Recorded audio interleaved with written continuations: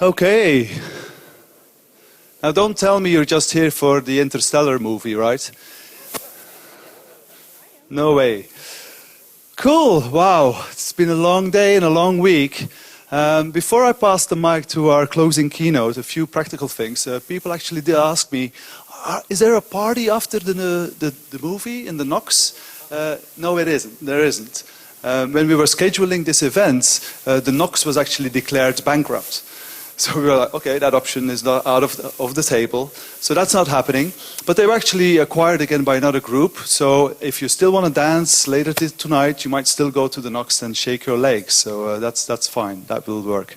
At 8 o'clock, we will have the movie. And we have about 900 popcorns available outside. So that does mean I'm a bit with a dilemma. You will have to choose between having a seat or getting popcorn and not be able to get it back in again. But that's your choice to make. I won't make it for you, because we were going should we move them all out? And then, no, so that's your choice, right?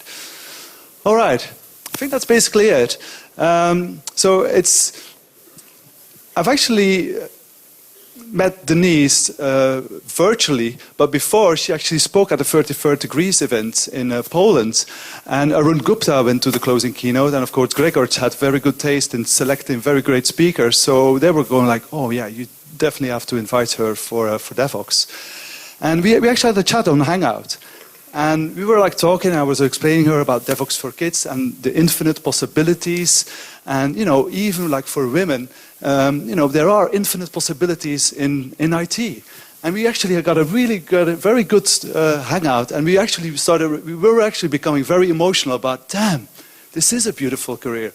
There are really infinite possibilities, even if you're a male, female, black, colored, yellow, green, purple, it doesn't really matter. So it is really my pleasure to introduce Denise Jacobs.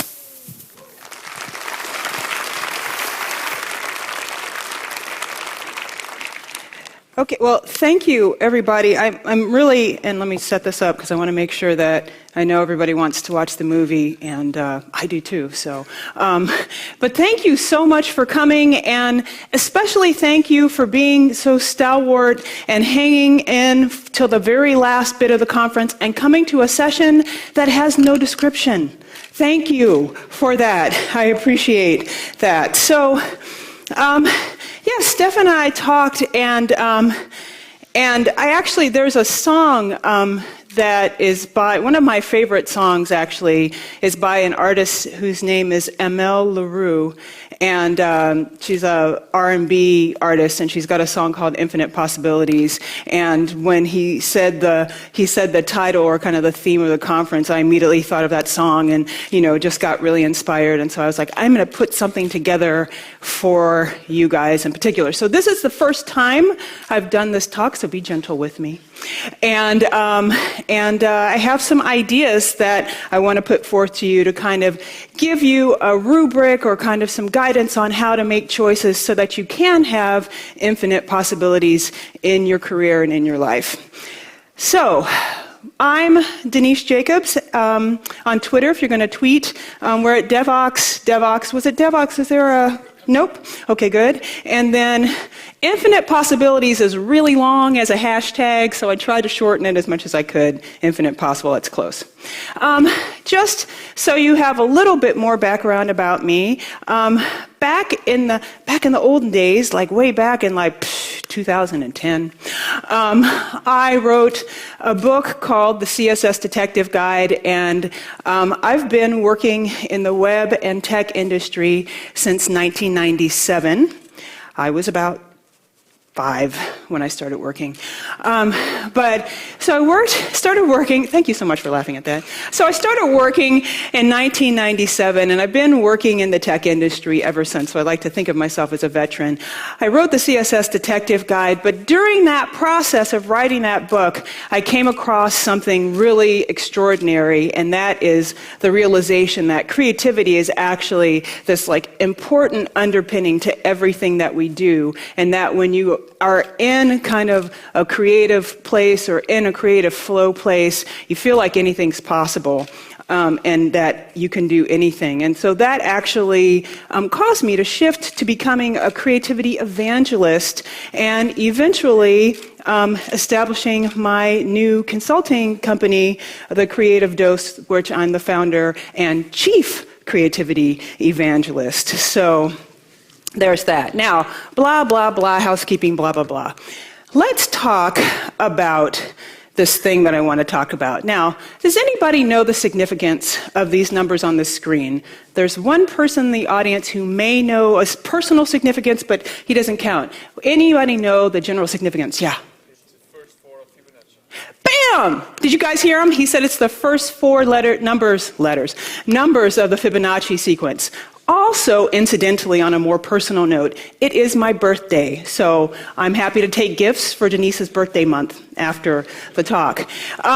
So, creativity has been found to be an extraordinarily important skill to have in this day and age, right? Creativity and innovation are really important. It doesn't matter. Most people would think that you need to be a designer or like a writer or somebody like that, somebody who does visual art or music or something like that to be creative.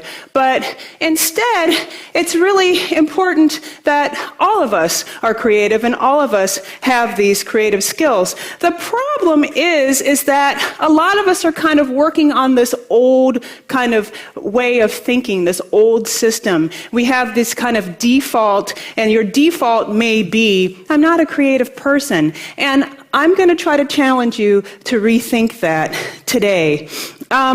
Yesterday I saw in the opening keynote, I think it was Jasper who said a great quote, that you can't add new methods without breaking previous implementations. And so this talk is kind of designed to help you break previous implementations. Also in the talk yesterday, they were talking about creating the future. And that's kind of part of our goal here at Devox and kind of our goal, I say still as a person who works in the tech industry, and a part of our goal as programmers and developers.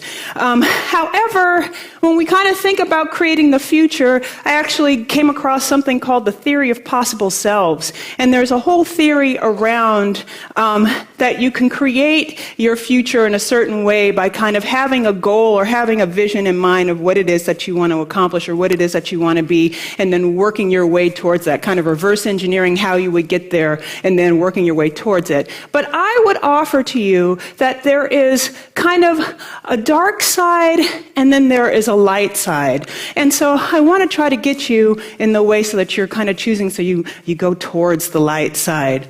And the way that we're starting, I would like to think, is kind of, I got inspired by this not just because it's my birth date, but because all kinds of wonderful things come from the Fibonacci sequence, right? It's like the beginning of like this kind of wonderful, balanced, expansive growth. And so I will also offer to you that this is what we're going to be talking about. But what the problem is that a lot of people don't have things to kind of guide them by, like guideposts to kind of direct you in the way or in the direction that'll kind of get you to a place where you can make choices that'll put you towards the light side and kind of drive you away from the dark side.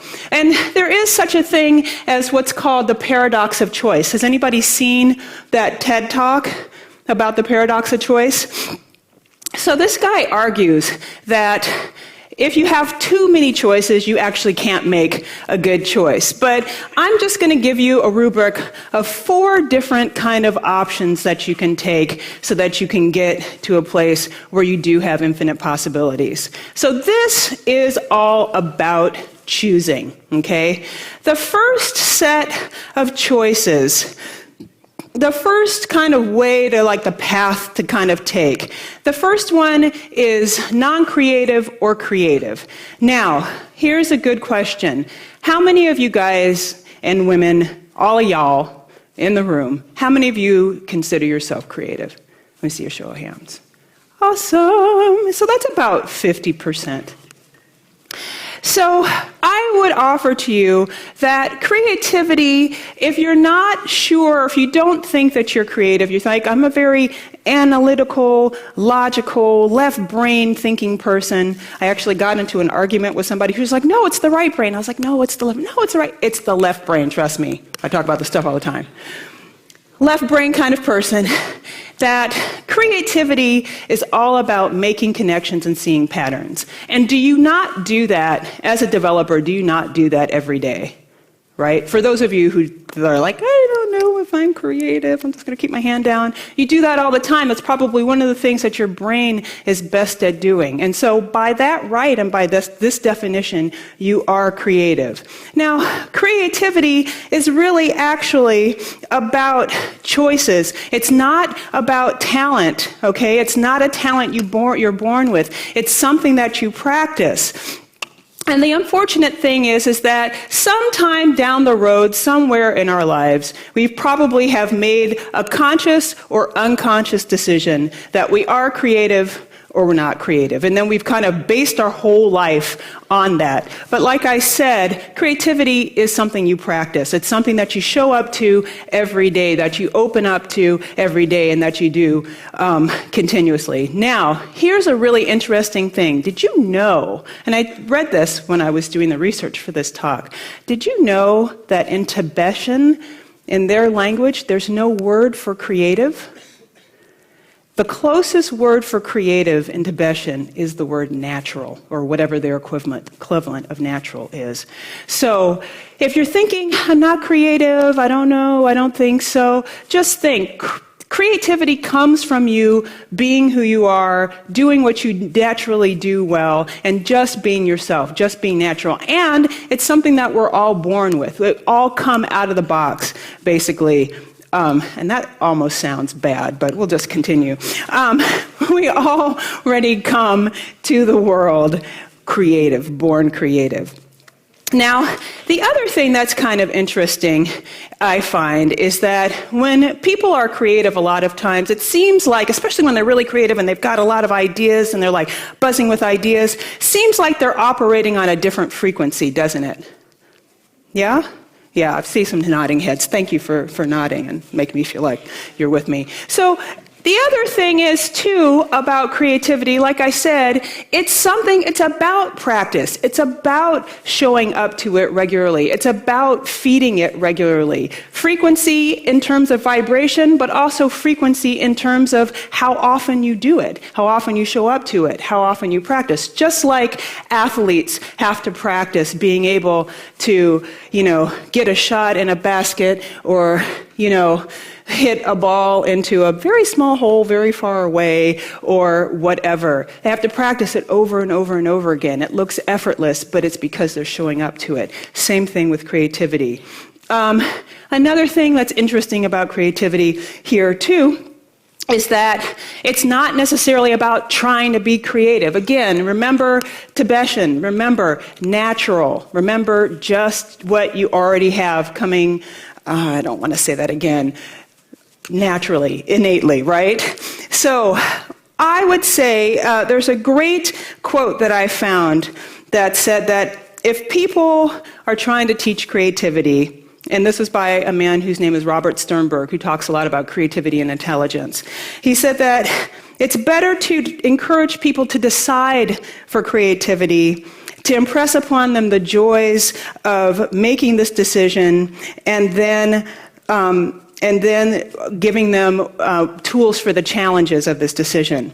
Deciding for creativity, this is the best part, does not guarantee that creativity will emerge, but without the decision, it certainly won't come. So, the upshot of this, creative or non-creative, choose to be creative and then move forward from there. That'll put you that much closer to the light side. Second set of choices. Are you talking about having a fixed mindset or a growth mindset?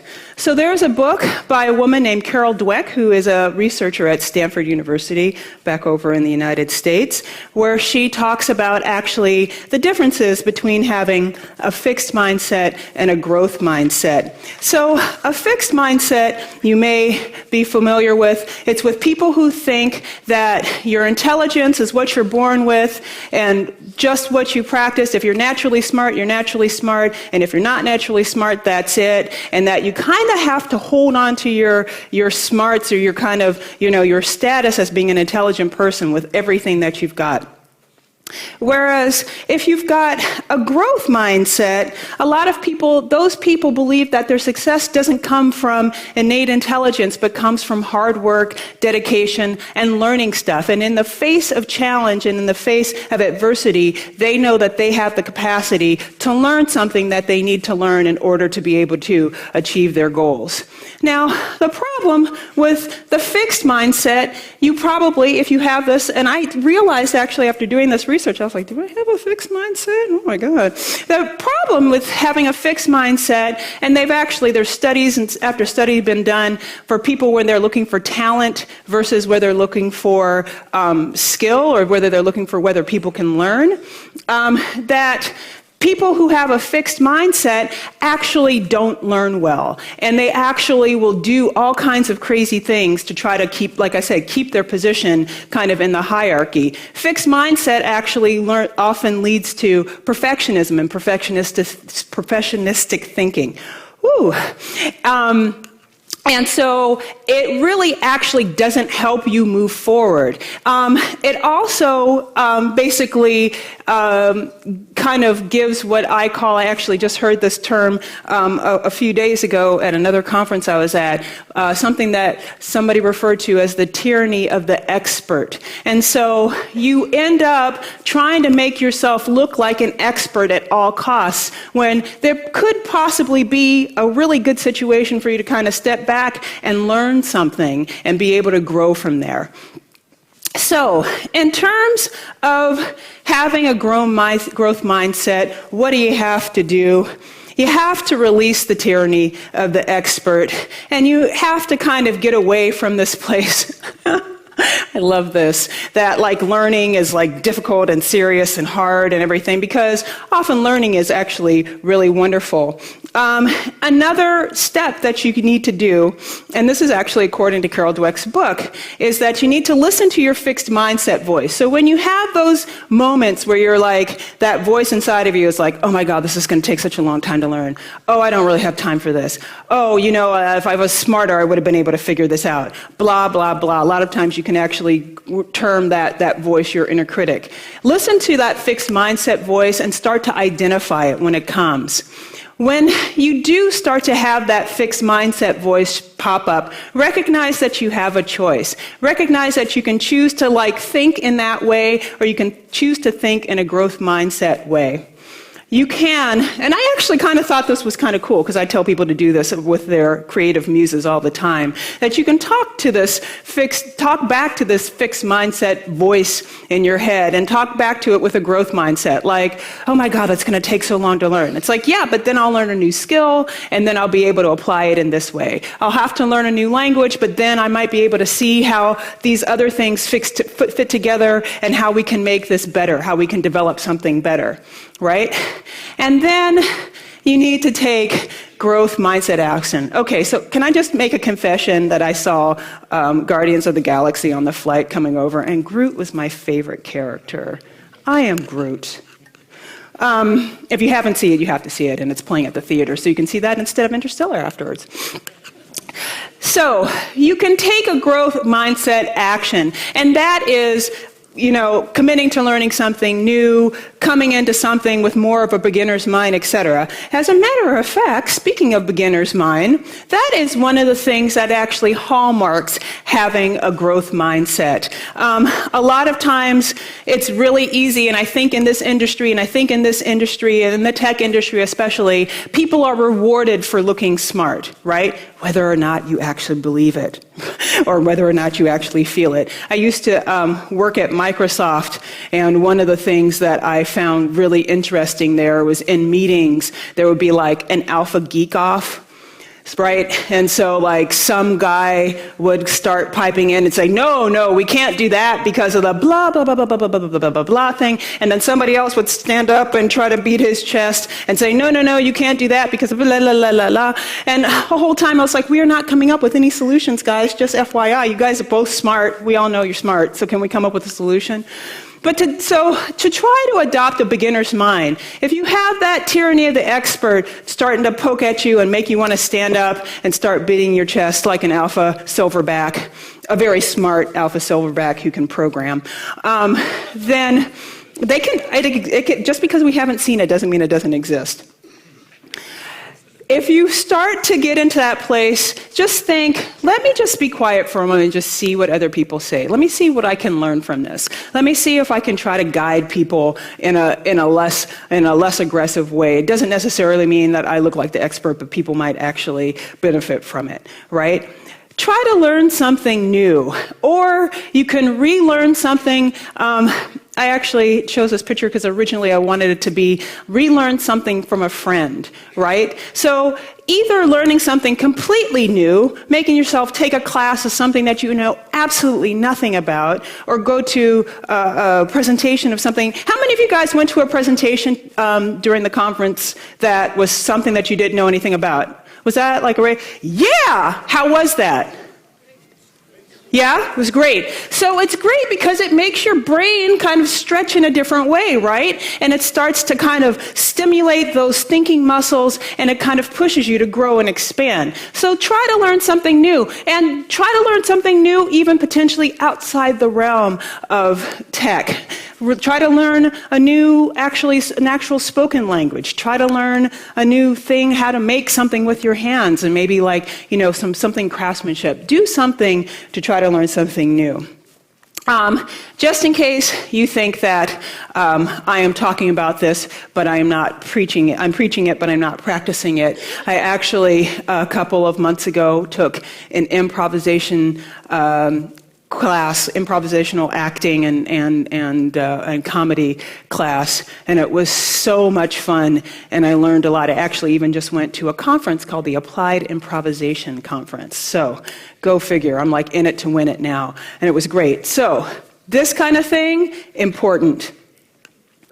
And I think I had something else to say, but I'm going to move on. Oh, a couple other things. Ask questions. And the other thing that I wanted to say is that the ability to learn from experience was cited as the #1 ingredient for creative achievement in a poll of 153 creativity researchers in the Handbook of Creativity in 1999. It was a while ago, but still, it's important, okay? Third set of choices. So, first we have choosing to be creative or deciding that you're not creative, okay? Second, we have this fixed mindset versus a growth mindset. Third, I want to talk about being blocked or being in flow, okay? Now, a lot of times when we're blocked, it comes from internal fears that we have. And Tom and David Kelly, who wrote the book Creative Confidence, listed 4 fears. I'm sure there are more, but they said that these 4 fears are the ones that when people come to their company that is a creativity and innovation consulting firm, when they come to do work with them, these are the fears that they come up against the most. The fear of the messy unknown, right? The fear of being judged, fear of taking the first step, and fear of losing control. Now, here's the thing. When you stay in these fears, and I have a whole nother presentation on that called Banish Your Inner Critic. I wish I could talk about that today, but I don't have the time. But when you stay in those places where you're like dealing with those fears all the time, it totally blocks your creativity. It totally blocks the flow of ideas. Have you ever been able to get anything done successfully when you were afraid of any of those 4 things or when you were stressed? Everybody's like, nope, because it doesn't work. And actually, on a neurological level, your brain doesn't function. Your neurons actually don't fire and they don't connect with each other in the same way when you've got a lot of fear running through you. So now, the trick to getting into flow, to get away from being blocked and to getting into flow, is to kind of find your sweet spot, right? And to be your brilliance. And your brilliance is kind of in the sweet spot of what you love, what comes easily to you, and what pays well, right? That is the sweet spot of where you get into a place where you're really able to do some work that's really amazing and that's a good contribution that you feel really good about. So, when I say be your brilliance, another way to kind of think about it is what you enjoy, what you're good at, and what helps you feel empowered. That leads to what I like to think of as empowered play, which also is known as flow. Now, if you guys notice that flow is in this place where you've got high challenge and you've got high skills, that you've got a certain amount of stimulus and a certain level of control. And when you do that, you find flow. Now, I know I'm preaching to the choir. How many of y'all have been in a flow state before? And for the people who aren't raising your hands, I bet you just didn't realize it when it happened. I think that's one of those things that every person can actually get into easily. Now, the other thing that's really cool about flow is that when your brain is in flow, there's a lot of really cool neurological stuff going on. First thing is that the part of the brain that's concerned with self-monitoring and self-consciousness and stuff like that literally shuts down. And that's why you lose your sense of self when you're in the flow state, right? That whatever you're doing is what you're doing. It is the most important thing. And it's almost like you just dissolve into the thing that you're doing, right? Second of all, you get, there's a lot of things that happen, but you get great brain drugs during being in flow. You get some neurochemicals that actually amp up focus. You also get chemicals that kind of lower the signal-to-noise ratio, and actually chemicals that help you link ideas together better and increase lateral thinking, and also kind of helps pattern recognition and whatnot. So that's the other reason why stuff just clicks, right, when you're in flow. It's like you think of an idea and then you can act on it and you can do this and all this stuff.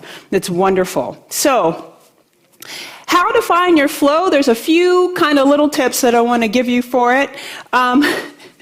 You should have, one of the kind of key ingredients of flow is uninterrupted focused time. Maybe not as dramatic as that, right? But you guys know, is Ted here today? Okay, so Ted spoke at 33rd Degree Conference, and I believe it was him who mentioned the headphones rule. Do you guys know the headphones rule? No, he says. Okay, so the headphones rule, you can actually go to headphonesrule.com and you can look it up. The headphones rule is if you've got no headphones on, people can come and talk to you. If you have one headphone on, then people can come and talk to you only if you like. And if you have both headphones on, then nobody should come and talk to you. Has anybody actually seen this work in practice? Yeah, it actually works. It's amazing. People will not, you don't even have to be listening to anything, by the way. You can just have them on. People will almost never interrupt you when you're wearing headphones. So that's one way you can try to get uninterrupted time. Another thing that helps put you into flow is to have a risk or challenge, right? Like I said, it's that skill and challenge kind of where that meets, where that helps you, kind of pushes you into a flow state. Another thing that will put you in a flow state is making sure that while you're doing whatever you're doing, that you're getting immediate feedback, right? So if you're... Somebody raised their hands and was like, yay, yes, okay, immediate feedback. Yay for immediate feedback. So if you're doing something and you don't really know what your actions, how your actions are affecting what you're doing, you're not probably going to be in flow because you're not going to know what's happening. If you're doing something and you're getting immediate feedback every time you do something, you get it, you do it, you get it, you do it, you get it, then that'll help you because you can always adjust and move and work with it as it goes. The other thing that's really cool about flow is that if you're doing something and you're trying to get into flow, or you're doing something and it's not quite clicking, then one little way of, or kind of two little ways to kind of adjust is you can either increase the challenge, because you might not be getting into flow because you're bored. Right? You might be not getting into flow because your skills aren't being challenged enough. So if you increase the challenge, that could probably pop you into flow.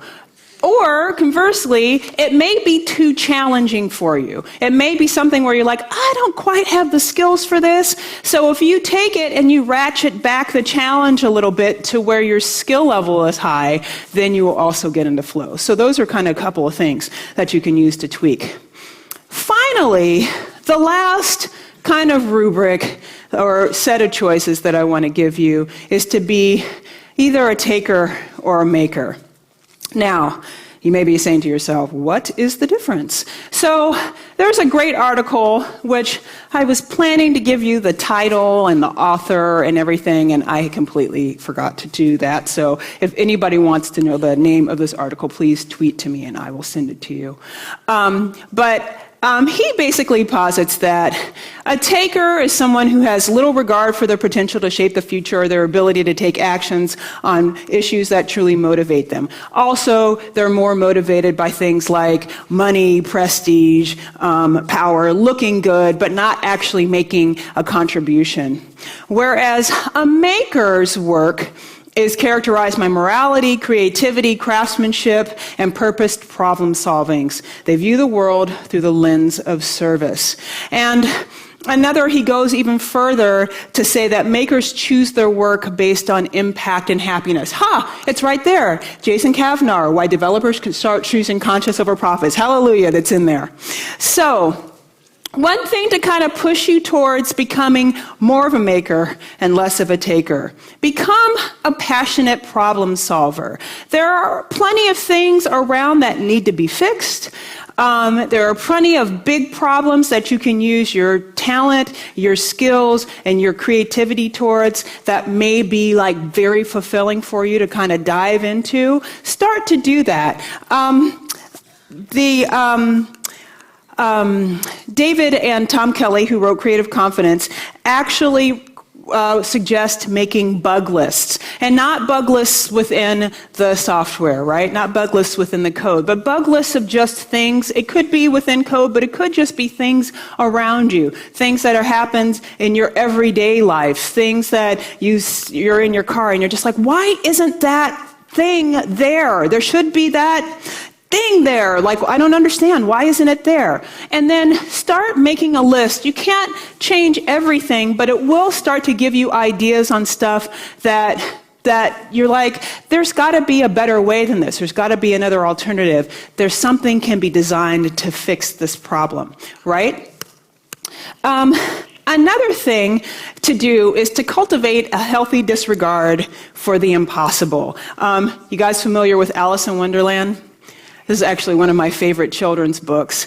In it, the queen says it's great that sometimes she's believed in as many as 6 impossible things before breakfast. So cultivating a healthy disregard for the impossible is a really good thing, because a lot of the stuff that we have today were things that they thought were impossible yesterday or many yesterdays ago. So just because it doesn't seem possible now doesn't mean that you can't actually get there.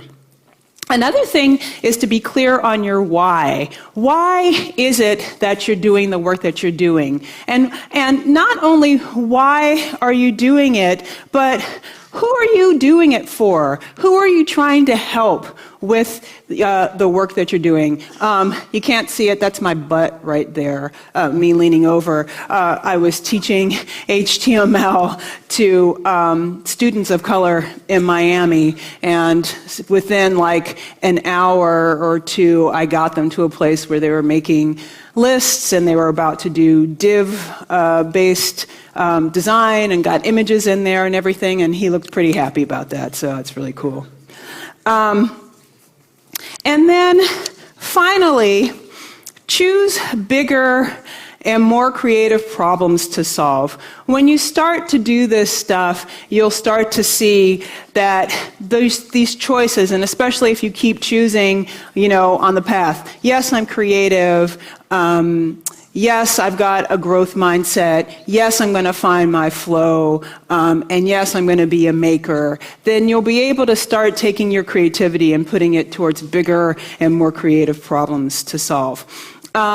Last but not least, like John Lasseter and the folks that started Pixar, you can cultivate a culture of creativity around you, right? So not just be concerned with your own creativity, but also start to help other people, nourish other people's creativity, and make it so that the environment that you're in, the environment that you work in, actually supports creativity and actually helps start to support innovation at scale. So folks at Pixar, it could have been that they just did like one cartoon, one movie, but they kept doing more and more and more, and they've got like a whole system now of ways so that they can like leverage the collective creativity of the whole team to create these really phenomenal movies. So, finally, not progress, but progress forward. What do you get from all of this? What do you get from making these choices? Right? Now, I know the way I'm saying it sounds like it's like this very clear thing and it's this very clear path, but as you know, a lot of times you think you're making choices, but life happens, right? Life is complex and it's messy and things come out of nowhere. So you want to be making the right choices, but a lot of times our paths are kind of convoluted, right? But what I've given you, I hope, is kind of a nice set of guidelines, a kind of nice set of something like stars to kind of navigate by, so that when you're in these moments where you're just like, I don't know, like, is this the right job to do, or is this the right thing, or should I start a conference, or should I start volunteering at this hackathon, or whatever, that you can start using. You go, okay, I got my thing. Do I want to be a maker? Do I want to be a taker? Do I want to be blocked? Do I want to find my flow? Like, what do I want to do? And you can use these options to help guide you towards stuff that's going to make it so that you have more options. The other thing that you'll find is you'll find clarity. And the nice thing about clarity is that clarity brings about purpose, which brings about action, which brings about change. And so clarity actually gets you to a point where you can make actually really profound and significant changes in your life. So I want to kind of encourage you to mobilize this creativity that's inside of you that may have lain dormant, and start to mobilize it and start to use that to kind of animate you and guide you and direct you forward. Because while we cannot predict the future, we are actually the creators of the future. And I love this quote that the best way to predict your future is to create it. And so, like I said, it's all about choice. So as the universe is expanding kind of in a Fibonacci kind of way, so are we.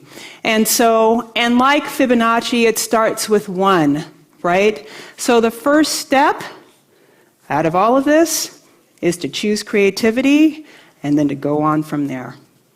Thank you.